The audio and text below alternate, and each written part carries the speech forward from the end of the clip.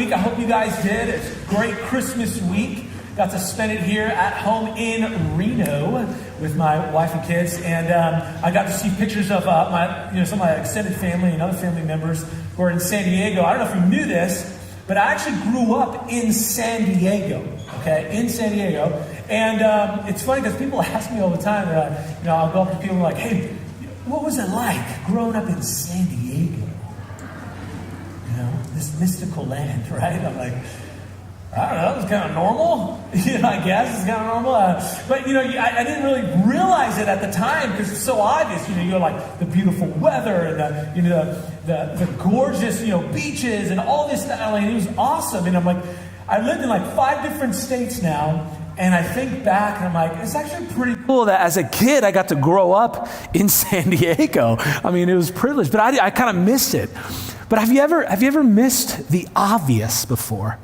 If you ever missed the obvious before, if you're watching online, have you ever missed the obvious before? I mean, I don't know about you, but I miss it all the time. I mean, simple things like car keys, right? I'm looking for the car and they're right there, right? Parents, let me ask you, have your kids ever missed the obvious? Yeah. Kind of like summing up like parenting in a nutshell. It's like an endless daily task of trying to show your kids and help your kids notice the obvious, right? I got small kids right now. They're young and it's like, you can't play in the street where there are cars. Well, why, Dad? Because there are cars.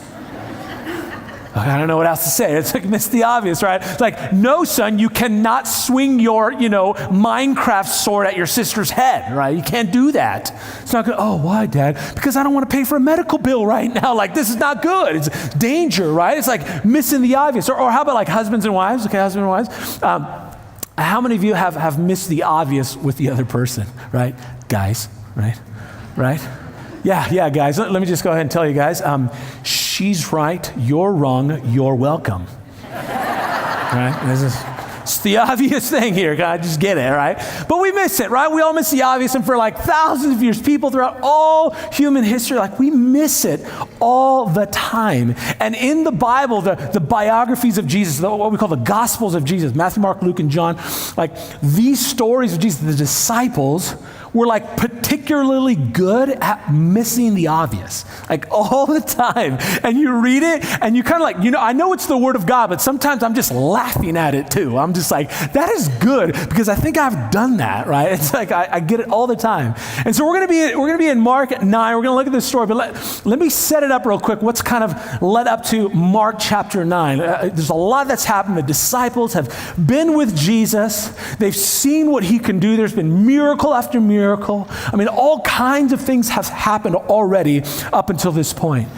And the disciples are now in Mark chapter 9. There's something special that's going on this day. And there's this kid, and kids get sick all the time. Parents, we deal with this on a regular basis. They get sick sometimes. And it's when the days become weeks of this sickness, and the weeks become months, and the doctors don't know what to do, and you've tried every medication and every treatment, and you've looked up every kind of solution online, but nobody can give you a clear answer, and worry and anxiety as a parent start to build. So these people, these parents in particular, this dad, all of a sudden decides there's only one thing we could do. We have to go seek out the healer, the one that everyone's talking about, Jesus. So, he packs a few things and he heads out to search for this one, this Jesus. And he finally gets there and he gets to Jesus and he just pleads with Jesus, you got to come over to my house. My daughter, she's only 12 years old. Can you do anything? Please, if there's anything you can do, please. And so Jesus, he decides to go.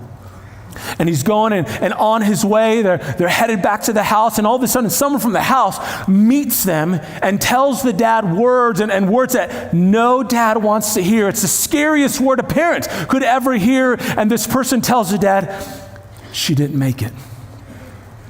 She didn't make it. No need to bother the teacher anymore. No need to bother Jesus.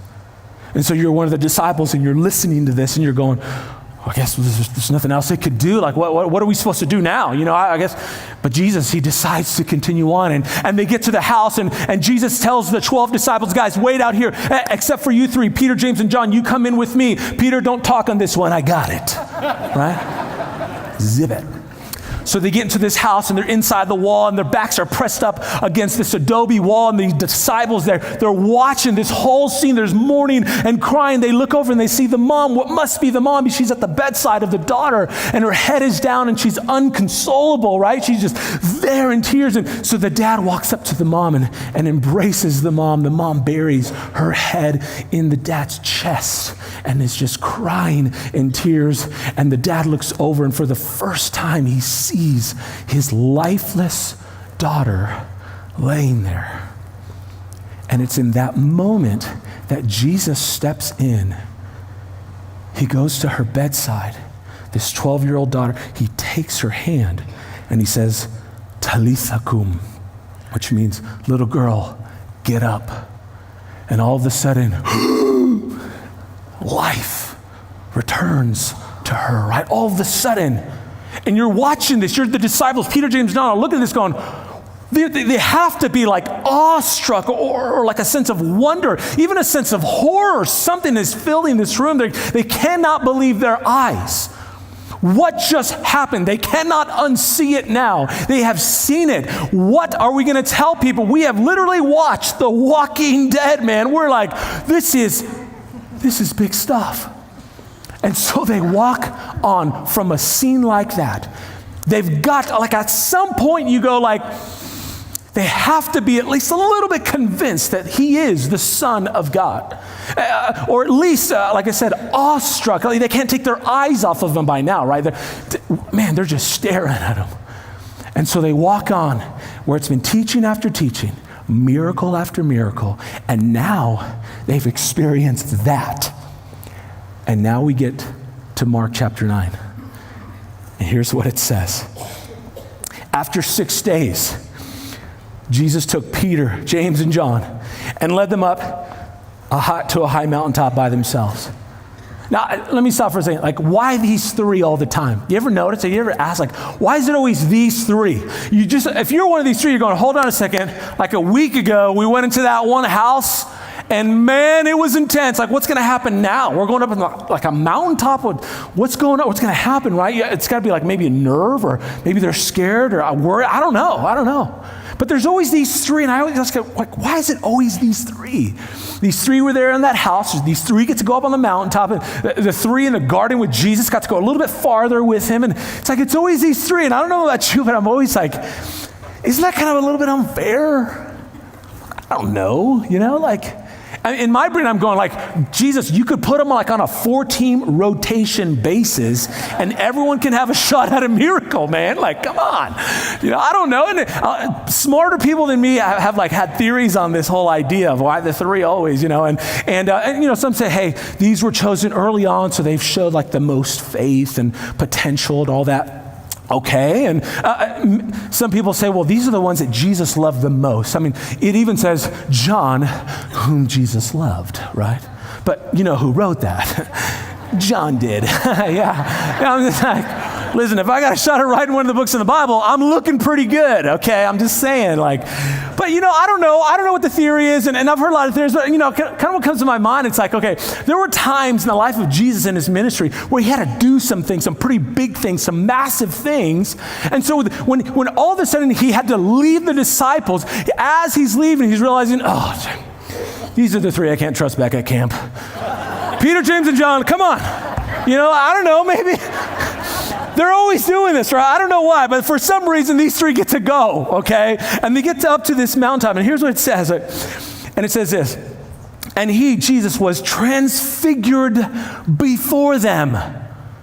Transfigured before them. Do you know what that means? Neither do I. But man, I don't know exactly. It doesn't give us a lot of detail here in this story, but I'm reading it, and I'm going, there was some kind of morphing that took place from the inside out. I mean, his deity was breaking through his humanity, right? I mean, I've seen Transformers. I mean, maybe there's something like, I don't know, but it was some kind of transformation that took place. And so it's hard to describe, and Mark does his best to describe this scene. So this is what he says. So it's funny. Okay, it's the word of God, but it's really good too. Okay, here's what it says, okay? And his clothes became radiant, intensely white, as no one on earth could bleach them. Okay, bleach, okay? Okay, so watch. When I read the story of Matthew's account, he records that it was like the sun. Like the sun was bursting through him, man. Sunbeams, right? And then Luke describes it was like lightning.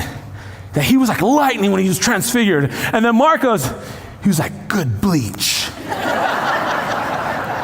It's like, okay, Mark. I mean, like, I don't know. This is my brain goes here. So I go like, okay, what if like in heaven, all the like Bible writers are kind of sitting around, hanging out, like around like, just having a little guys' night or something. They're just there and they're discussing like, hey, remember the transfiguration? They're like, yeah, man, that was awesome. Matthew, what'd you write? Man, I wrote like the sun. It was intense. You can't even look at it. Yeah, Luke's like, yeah, I recorded like lightning, man. It was awesome. It was in your face. And they're like, Mark, what'd you write? He's like, yeah, I covered that story too. He's like bleach, right? Okay. This is what it says. And then it says this, okay. And there appeared to them Elijah and Moses, and they were talking with Jesus. Let me read it again. And there appeared to them Elijah and Moses, and they were talking with Jesus. See, here's the thing. You see, it doesn't do anything to us because most of us weren't raised in like a first century Jewish home, right? Good Jewish boys and girls. But right here, listen, this right here are the two like greatest action figures of the Jewish people, man. I mean, this is it. I mean, these three books, Peter, James, and John, they're like, oh man. Okay, so you got to imagine like Jesus, lightning, a lightning sun, bleach. And then it's like bearded dude, staff, tablets, and then bearded dude, staff, name tag, Elijah, right? Like, I don't know, what did he walk around with? I don't know. Okay. But you see, they're like, whoa, this is crazy. And they're watching this. And then here's what Peter says. Watch what Peter says. And Peter said to Jesus, Rabbi, teacher, it's good that we're here.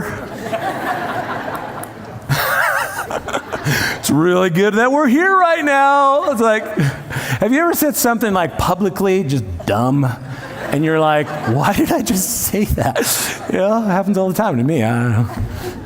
But this is what's going on with Peter. It's like, let me give you a hint, okay? If there's ever in your life where Jesus shows up like the sun, lightning, Clorox, okay? And all of a sudden, Moses shows up and Elijah shows up and they're all talking. Let me help you. Shut up. It's probably not about you, okay? It's a good chance. And here's Peter, but again, have you ever said something and then try to like cover it up? It just, by covering it up, it just digs a bigger hole, right? This is what happens with Peter. Watch what he says next. So, Rabbi, really good for us to be here. That was good. And then he says this, let us make 3 tents or shelters or memorials, right? One for you, one for Moses, and one for Elijah. For he did not know what to say, for they were terrified. Okay? And it says, and a cloud overshadowed them, and a voice came out of the cloud. This is my beloved son. Listen to him. It's an exclamation. I'm just reading the Bible, okay? Listen to him. And suddenly, looking around, they no longer saw anyone with them, but Jesus only. Now check this out. Don't miss this. Peter was just caught up in the most extraordinary moment of his life, arguably, right? This was awesome. And he, just made Jesus a part of it. He just made Jesus a part of it. he just treated the God of the world like every other guest. You see it? He gave it to Jesus, to Moses, and Elijah. All three of them? Really, Peter? Who is the one that's only and solely worthy of all honor, praise, glory, and offering? Who's the one that's the only one that you should be listening to? Listen to my son. This is the one you need to listen to, is Jesus. And he gives him to all three. So you can be, listen, in the greatest display and glory and Shekinah of God, right? You can be in that moment and still miss Jesus.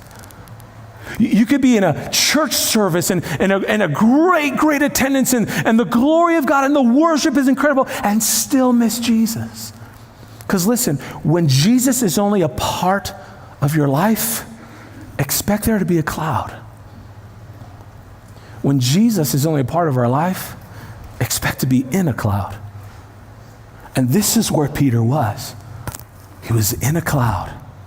Why can't we be in awe and wonder of Jesus? Why can't we just be, oh, it's Jesus? Why can't we get there? Why can't he be noticed above everything else in our life? Why does he look like everything else in our life? Because listen, Jesus did not die on the cross to just be a part of our life. It's all or nothing. Jesus is life. John 14:6, Jesus said, I'm the way, the truth, and the life. And he came to give it abundantly to you and to me. It's all about Jesus. It is Jesus plus nothing equals everything. And here's Peter. And he's missing it. And I think so many times, listen, we as Christians, believers, those who follow Jesus, listen, we live so far below our means of what we could ever accomplish for God, and it's because we've simply made Jesus a part of our life. And here's the trap. Here's the trap that Peter got caught up in. He didn't know what he was saying. This is the trap that we kind of all fall into. The general tendency and the way Peter responds was to underestimate Jesus. Listen, to give him, Jesus, a measure of respect and honor, but fall far short from honoring him for who he really is. And aren't we so like that? We give him a measure of respect. We follow him at a distance, but close enough to call ourselves a Christian, but far enough to never really see an impact and be used the way God created us to be. And we wonder, why can't I see Jesus in my life? It might be because he looks like everything else. It might be because we've elevated him and we've buried, just like everything else, we've elevated him to the same level as everything else, and he's kind of buried. We've kind of thrown him into the pile of the things that sum up our life. And we're like, where's God? I don't know. And he's just an addition to our life. And let me just say this, for the record, nothing wrong with honoring Moses and Elijah, nothing wrong with honoring people. But when you give the same level of worship and honor to people that you do Jesus, listen, we fall into the oldest trap in the book, the oldest sin in the book. It's called idolatry. And here's the obvious.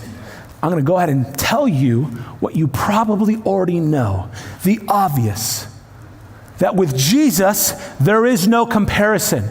Jesus is King of Kings, Lord of Lords. There is no contest with Jesus. He is the visible image of the invisible God. He is the great I am.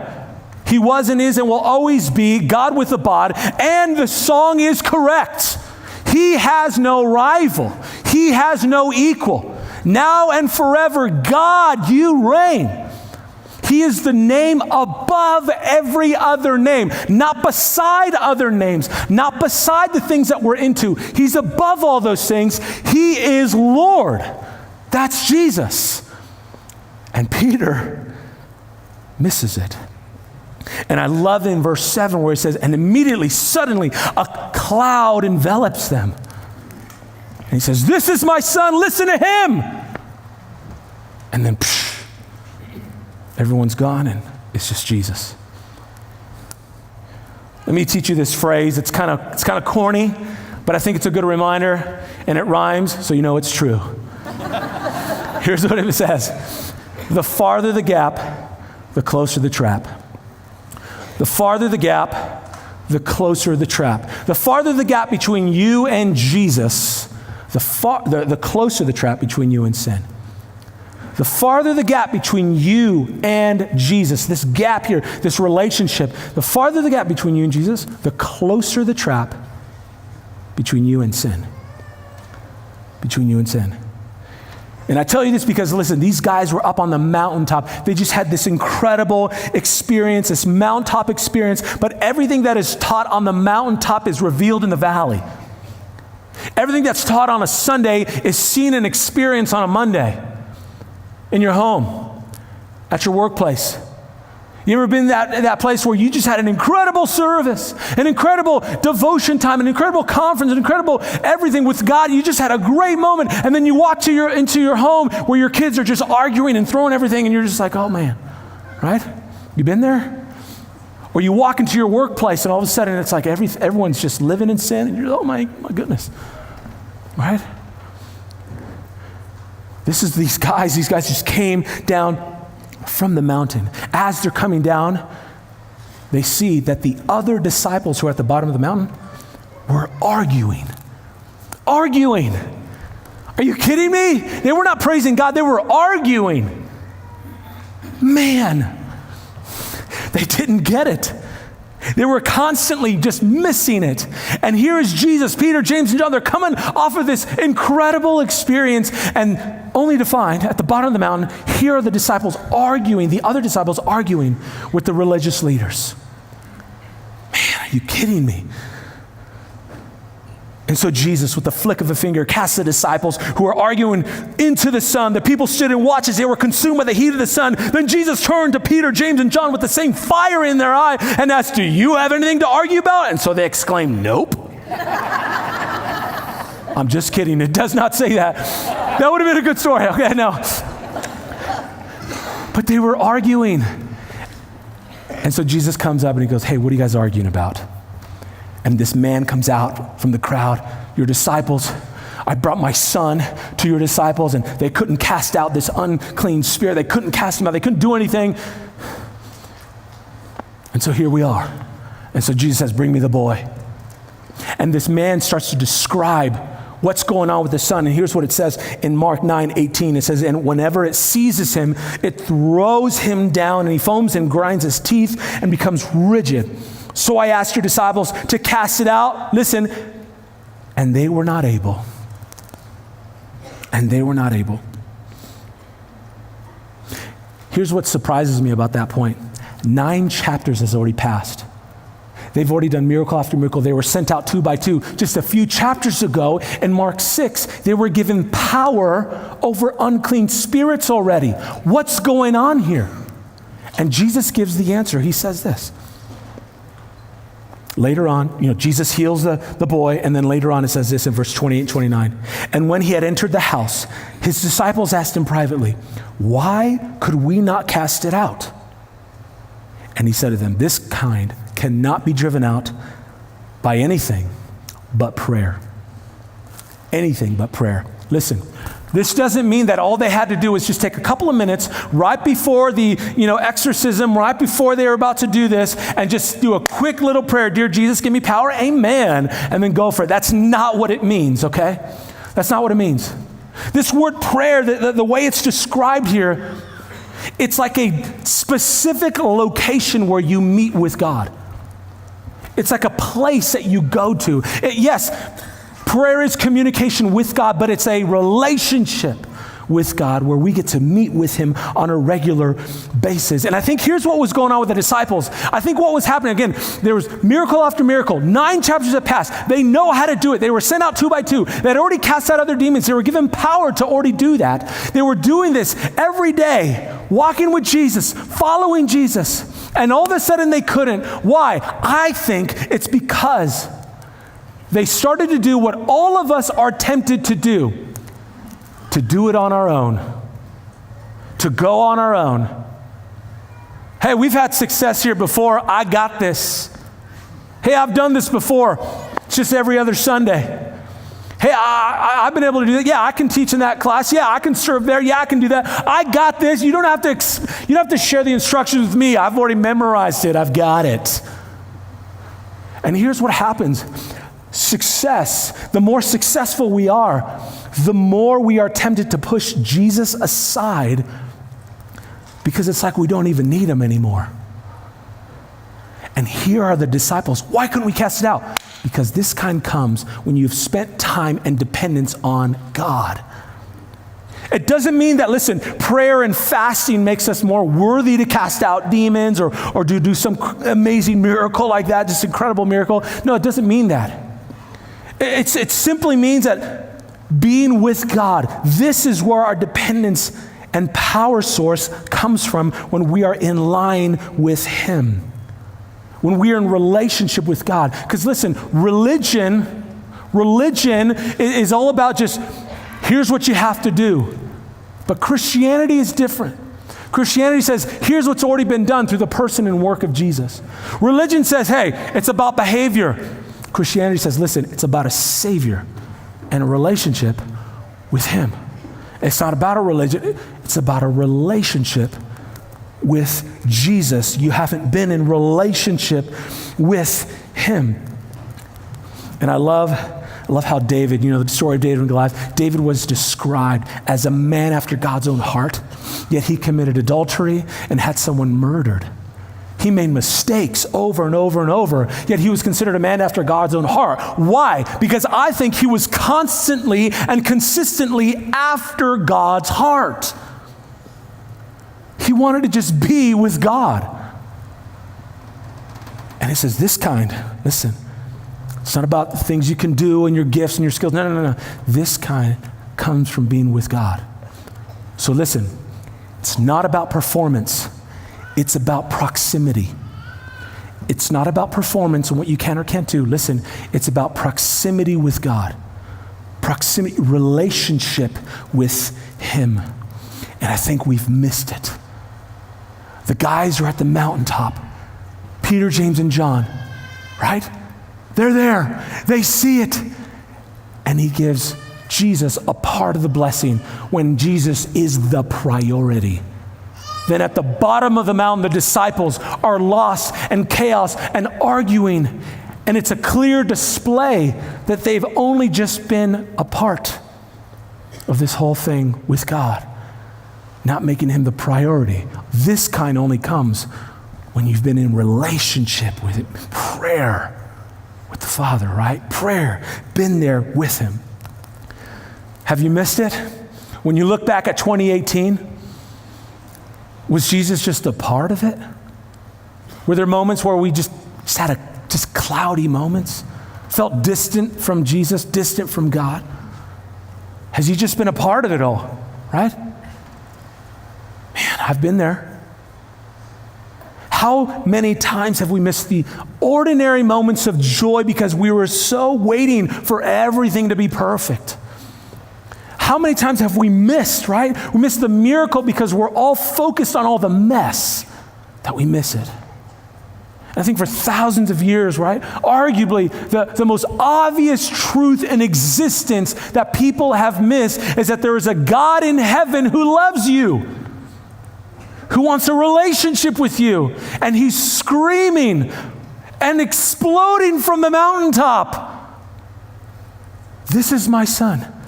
Listen to him. And we make him a part of it. Have we missed it? As we finish up this year, and this is the last Sunday in 2018, as we enter into a new year, I wonder what would happen if you and I took some inventory of our life and just said, is Jesus, God, are you just a part of this? Or are you everything? If Jesus became our sole focus, what kind of power would be displayed in your life, in your family's life, in this church?